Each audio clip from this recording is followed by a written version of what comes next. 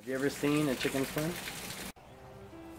Non più tra I farfalloni amoroso, notte e giorno di torno girano, delle belle turbando al riposo, narcisetto giro d'amor. Delle belle turbando al riposo, narcisetto giro. Alright, so we're getting some rain today. Basically, we can good chance to see like the behavior of the little totes and ponds. So that one's obviously gonna flood right there at that little opening. That one's a different story. What I may end up doing on that, so I don't lose all my babies and floating plants, you can see I may like silicone a little rock dam up in place. I'm sorry, with my hands right there on the edge, and then right in the middle where the water would spill over, I could silicone in a piece of foam.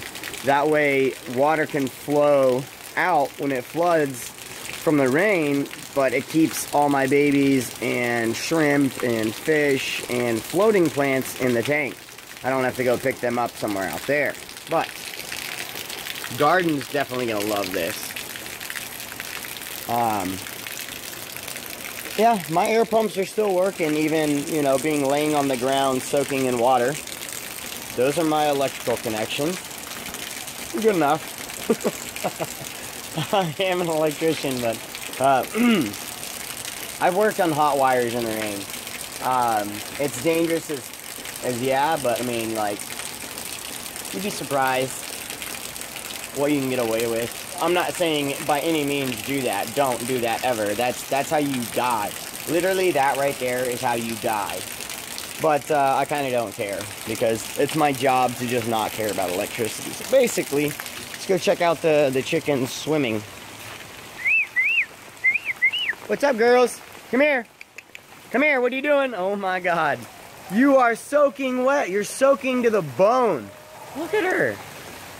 Look at them. They're soaking. I gotta get in. Your door is open. You can go inside. It's dry in there. Don't tell me it's not.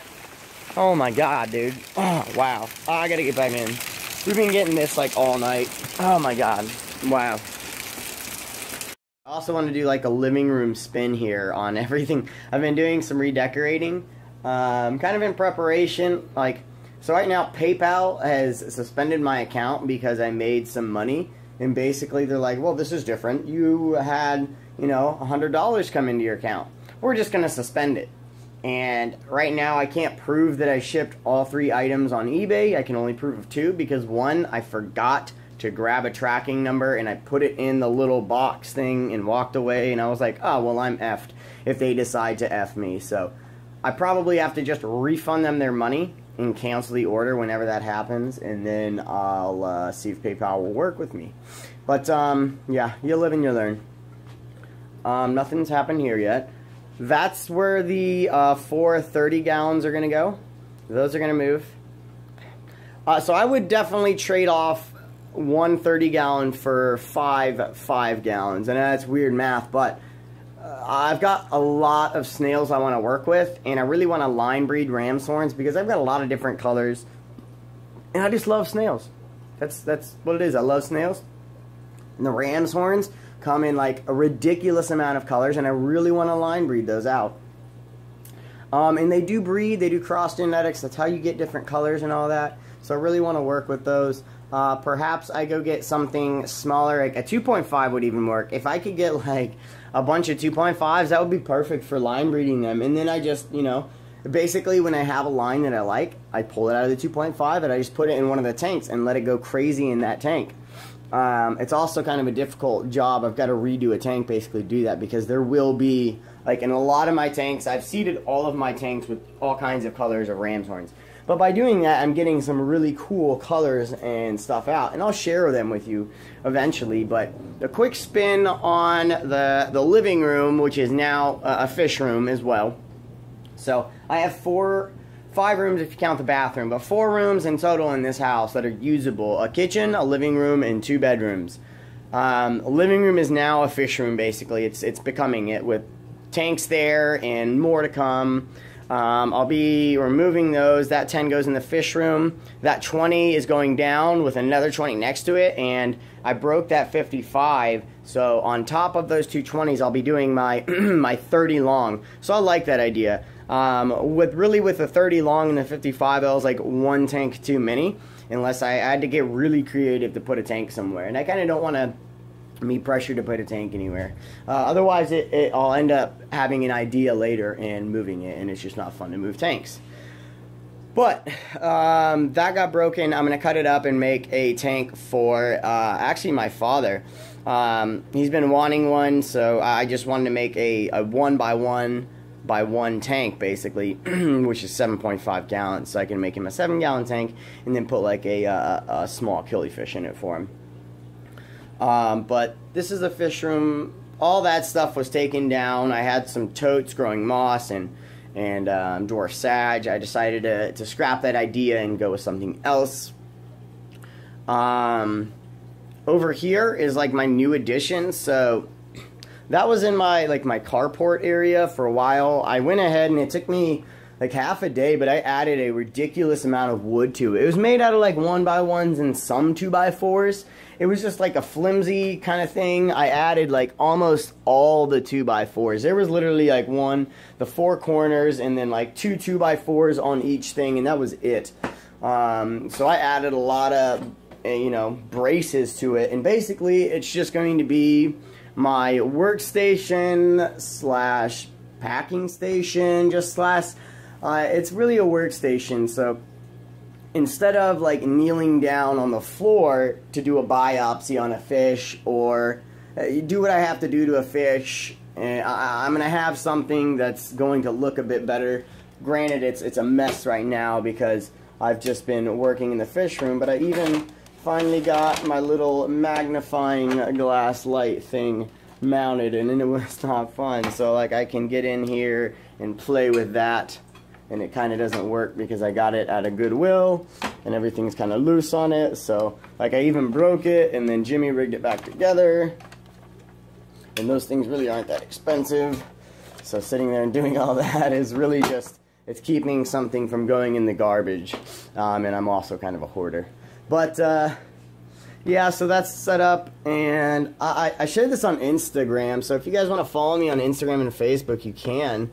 Just I think I'm Kyle's Wild World on Instagram, and then Kyle Wild Welt on Facebook. I don't know if that's gonna make it. I'm gonna have to get some water to that. 1 second. Anyways, I posted it to Instagram, but I pulled 2 alder cone seedlings, and it looks like they're wilting. They probably dried out overnight. Not a good chance that they're gonna do well now.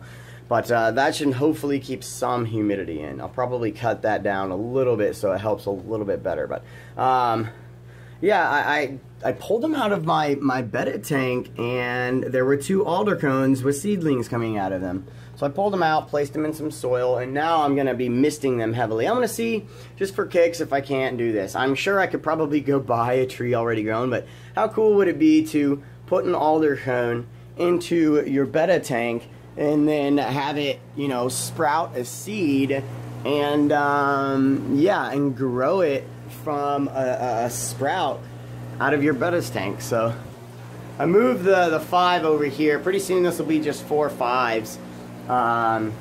But scuds in here, daphnia in here. Don't know how well they're doing. I just don't know if I'm doing a good job with them. I think it's kind of my thing.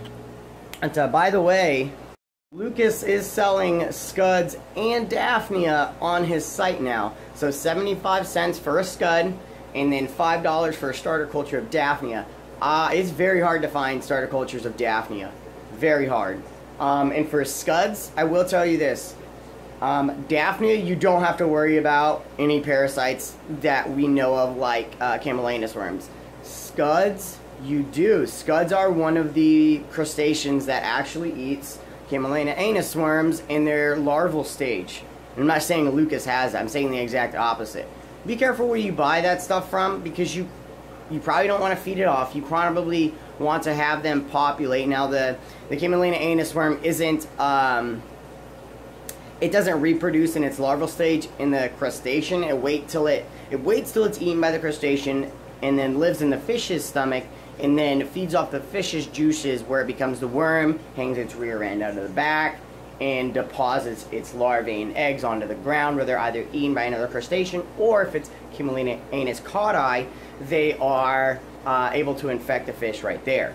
But if you're gonna buy from someone you don't know, like Aquabid, where they're kind of selling them in bulk, don't feel like you can just like take those 100 that you just bought for however much and feed them. You need to wait till those basically die and that you've repopulated the tank. So you need to figure out the life cycle, whether it's 1 month, 2 months, or 3 months. Make sure that those have died before you risk infecting your fish with something, an internal parasite. Because scuds are voracious eaters, and they can carry stuff. I'm not saying that they will, I'm just saying that's something I learned, so take it into mind. But he's selling those, I think his scuds are 75 cents a piece. I would get, you know, 10 or 20. The reason we get 10 shrimp at a time is for genetics. It's for genetic diversity. If you were to get a male and a female scud, you're good to go. Just give it time. You don't need a lot. So 75 cents a piece, you get 10, that's $7.50. Grab that and you're probably good to go.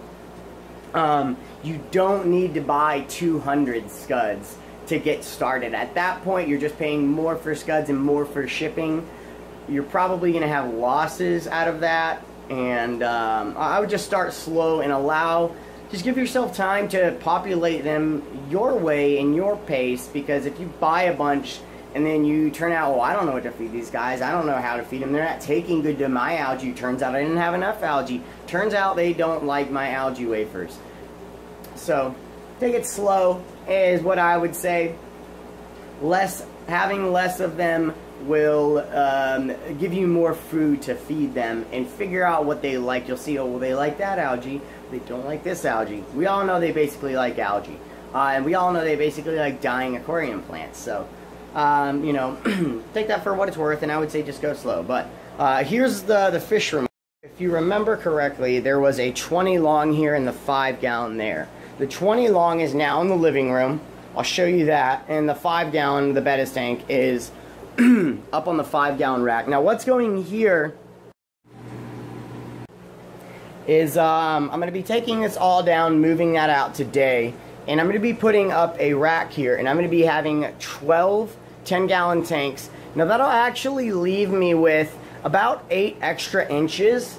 So not only can I do 12 10 gallon tanks, but I'm pretty sure if I grab a tape measure, after I put my 12 10 gallon tanks up, and that's 4 on each row, I can do, that's just over 8. Ah, man, that is just over 8. So I almost could have done it a 5. I'm going to see if I can't do a 5. At the very least, I'll have 2.5s, and then I'll do weird shrimp stuff or killifish hatching in the 2.5. So really what it's going to be is a killifish breeding station. I want another one of these for my snails, and I also want another one for my guppies.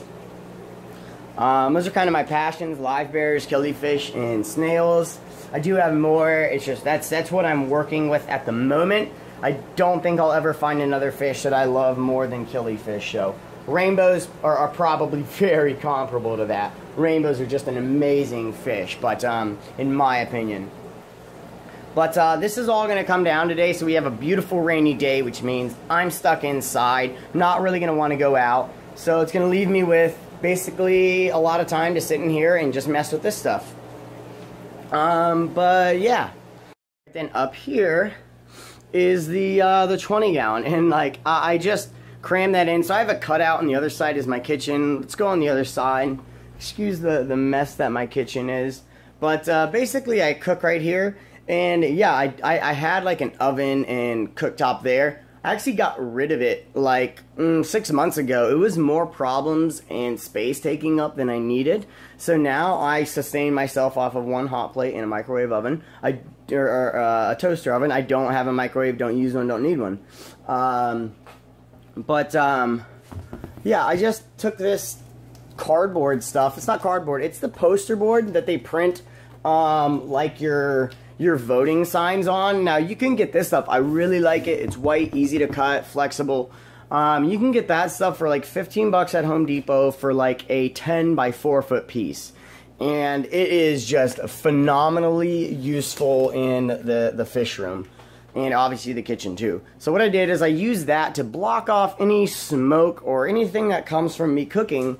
I don't want that to, you know, splatter up into their tank or get on the back glass or, you know, get sucked in by their air pump there and just be pushed into their tank. So that really does a good job of separating it. Doesn't look great. It looks good from this side, to be honest. You know, it gives a good backdrop even. Allows light to kind of reflect back and down and into the tank. But, you know, with the duct tape, I stapled it in place and then I duct taped it all together. The duct tape is airtight, so basically I have a little airtight room separator right there. And that, I'm assuming, is held up with 2x4s. That is a nice, thick piece of wood right there. It's not perfectly level, as you can see. Boom. And then we drop a little. But it being out of level is okay. That's not my most out of level tank. It's when you have like 1/4 that sits low that'll stress the tank out. So I think we're good here. Kind of didn't check like I should have because I was in a hurry moving tanks around before all my lights turned off. But I think they're good. And I'm going to be playing around in this tank. I think I'm going to be getting some Eco Complete for it soon, redoing it and then aquascaping it. And then definitely just leaving them in it, you know. And eventually I do want to breed these guys as well, so...